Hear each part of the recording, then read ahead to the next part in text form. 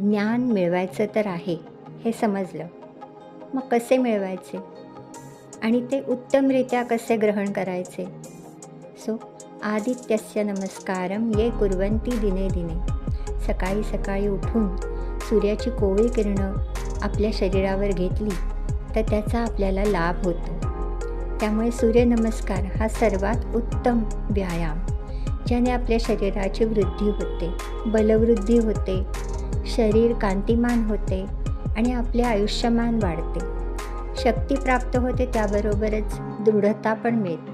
क्षणतत्क्रमयोः संयमात विवेकजं ज्ञानम. पतंजली योगसूत्रमध्ये पतंजली मुनी आपल्याला सांगतात, क्षणाक्षणाने वेळ निर्माण होते. क्षण 2 मिळून आपला एक वेळ आपल्याला मिळतो आणि ह्या वेळेचा सदुपयोग आपण करावा.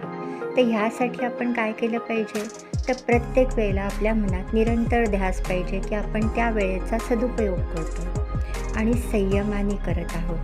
त्यामुळे सूर्यनमस्कार आपण करताना आपल्याला वेळेचं महत्त्व समजतं. प्रत्येक कृती, प्रत्येक आसन करताना आपण त्या आसन स्थितीमध्ये आपल्या मनाला जोडल्याने आपल्याला त्या आसनाचा पूर्ण लाभ मिळतो आणि क्षण क्षण आपण वापरून आपली वेळ उत्तमरित्या वापरतो आणि ह्याचाच लाभ आपल्याला पूर्ण दिवसभरात, पूर्ण आयुष्यात ज्ञान मिळवण्यासाठी होतो.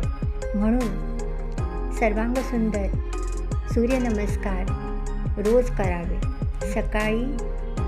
सकाळी किंवा संध्याकाळी जेवणापूर्वी 3-4 तास आधी सूर्यनमस्कार करणे उचित असते.